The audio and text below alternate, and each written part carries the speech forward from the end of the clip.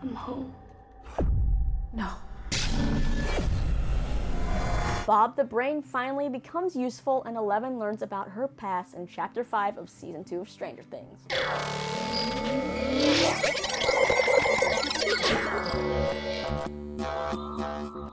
Lisa here, and welcome back to my 5th recap of Season 2 of Stranger Things, all about Dig Dug. Now this episode was a good one, complete with some major Goonies and Back to the Future vibes, so let's get it started. First up, Lucas is looking to make some amends with Max after their fight, so he seeks some advice from his dad about what he does when Mom is mad and what he does to make her not mad. First, I apologize. Then, I get your mother whatever she wants. Even when she's wrong? She's never wrong, son. Lucas's dad is definitely a smart man, and it is nice to see a little bit more of Lucas's family, but the whole scene is definitely stolen by his syrup-loving sister Erica. Lucas then sets up a plan with the help of that nerdy, kind of creepy manager at the arcade, making Max have to go to the back into the office where Lucas is waiting. Lucas decides it's time to tell Max what really went down now that they're in a safe place, but before he does, he wants to make sure she will accept the risk, kind of like she's accepting the charges for a collect call here. Max does, and Lucas explains everything, but unfortunately for him, Max thinks it's a load of crap and says she doesn't believe him. Max tells Lucas to prove it, and when he says he can't, well, they're interrupted because Billy breaks up the party. While Lucas is dealing with Max, Dustin is dealing with the aftermath of Dart versus the cat. His poor mom is so distraught trying to find the poor cat that Dustin ends up lying, sending her off to some other part of town to search for it because he said it was spotted over there. He, meanwhile, uses some bologna slices to lure Dart out of his room and into the cellar, much like the Reese's Pieces and E.T. Now when Dart goes off course from the cellar door, Dustin ends up slap-shotting that sucker in for a goal. He then proceeds to clean the crime scene in his room. I guess he could have a future in crime scene cleanup? Now all day Dustin's been trying to get any of the other boys on the radio, but no one is answering, so he's kind of panicking, wondering where they all are. The only person that does answer is Lucas's sassy sister Erica. Dustin then goes to Mike's house to look for him, and Mike's dad says that he's at Will's and Nancy is at another friend's. Now as Dustin is about to leave, he sees Steve pull up, and Steve is ready to try to win back Nancy, but Dustin just takes the flowers and says Nancy isn't home. He also asks Steve if he still has that special bat, and then he gets in the passenger seat of his car, and I'm kind of excited for whatever super buddy show is going to happen with Dustin and Steve here. As for Nancy, she's still with Jonathan, and they've left Hawkins and stay overnight in a hotel, which is a night complete with staring at each other, comparing their scars, and putting their hands together to complete the scar, and then Nancy asking him why they only hang out when the world is about to end, and why he disappeared after everything that happened before. Jonathan still has no game and doesn't understand what he should be saying, so he uses the same old excuse that Will needed him, and then we learn that Nancy waited for him. Waited for you! Well, Jonathan makes a bad move when he points out that Nancy only waited for him for a month.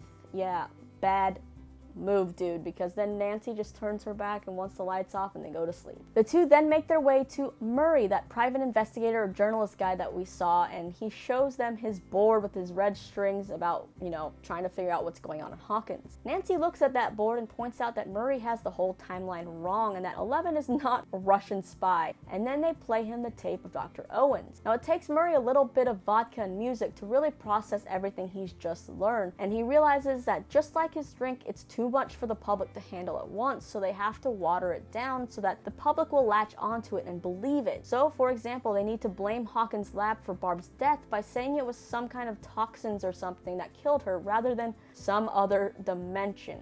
And it seems like they might get some justice for Barb after all if Murray can come up with a really good plan. For Will, he explains to Mike just what this shadow monster feels like and how it's like he's reaching in Hawkins more and more and spreading. Will also says he's starting to remember all the time now, and Mike thinks that this could be a good thing because if Will knows what the shadow monster is seeing and feeling, maybe that's how they can learn to stop him, like be a spy of sorts. Meanwhile, Hopper continues to wander in the upside down sewer, going all Indiana Jones on it, and eventually finds a spot to dig out, but he can't get through and is so exhausted that he drops to the ground, only to get captured by those vine tentacle things that start to choke him. Back at the Byers' house, Joyce is sitting in the middle of the living room staring at Will's drawings, trying to figure out what they are. Will rushes out to her because he's woken up in a sweat because he's seen Hopper and he's in trouble and going to die. Will then scribbles another piece to the puzzle of where he saw Hopper, and I kind of love that they ran out of paper here, like regular paper, and that he's coloring on the back of Christmas wrapping paper. Mike finds where that piece fits into the puzzle, but they still don't know exactly what it means and where Hopper is. But old Bob then arrives with some brain teasers because he thinks that Will is sick and that it'll help Will feel better. Joyce manages to talk Bob into leaving and not come in the house, but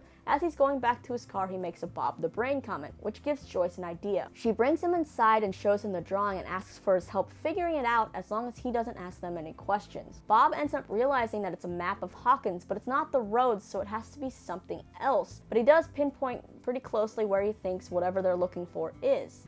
What's at the X? Pirate treasure? Bob?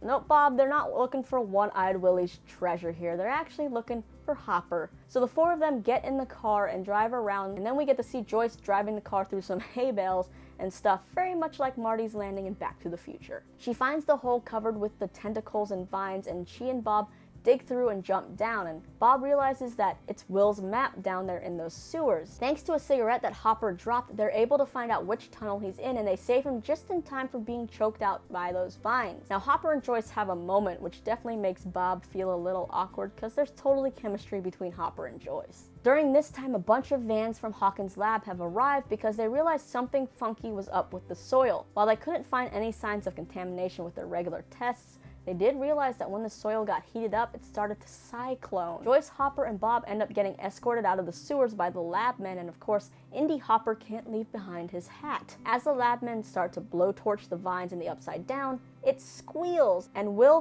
feels the pain and starts convulsing, and everyone gathers around him. As far as 11 goes, she gets some clues into her backstory, and 8 comes back into play. 11 catches a ride with a nice trucker to take her to 515 Larrabee, where Terry Eyes lives, and the trucker sweetly tells her that she should apologize to her mom because her mom's probably worried sick about her. When 11 knocks on the door, Aunt Becky peeks through, but thinks she's just another Girl Scout selling cookies. When Becky sees that 11 has abilities and is able to unlock the door from the outside, she lets 11 in and shows her her mom, and her mom is sitting in the rocking chair in the living room watching TV. Terry is in her rocking chair muttering the same words over and over. This time it's breathe, sunflower, rainbow, 450, and also the 3 to the right, 4 to the left. After all the lights start flickering and Becky claims it's faulty wiring, 11 follows the lights and sees that Mama's nose is bleeding and the TV channel is turned to static, and she knows that Mama is trying to talk to her. 11 uses her blindfold, true sight trick, whatever it's called, to go see her mom. Now she walks up to her mom and she says,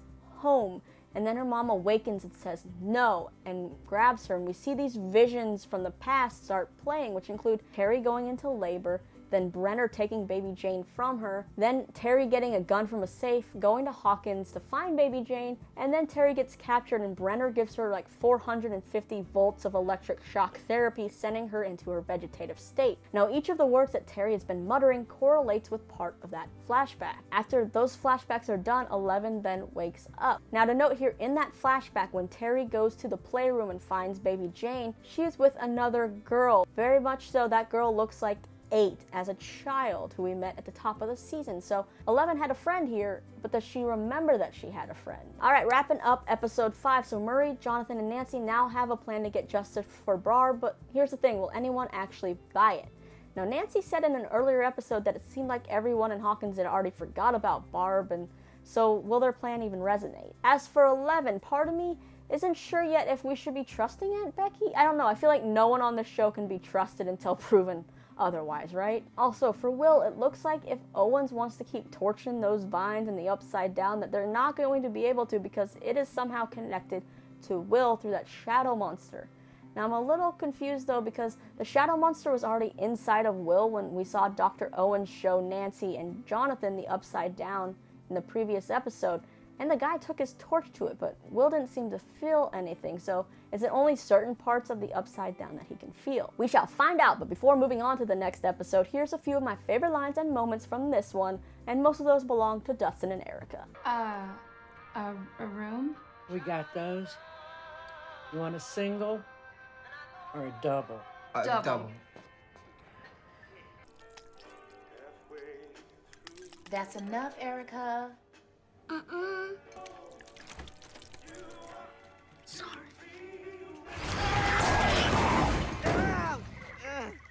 I'm sorry. You ate my cat. You better get me that date now, Sinclair. I told you I would. And keep things PG in here, all right? Could you please shut up? Erica? Erica, is Lucas there? Where is he? Don't know, don't care. I got a code for you instead. It's called Code Shut Your Mouth. Our children don't live here anymore. You didn't know that? Seriously?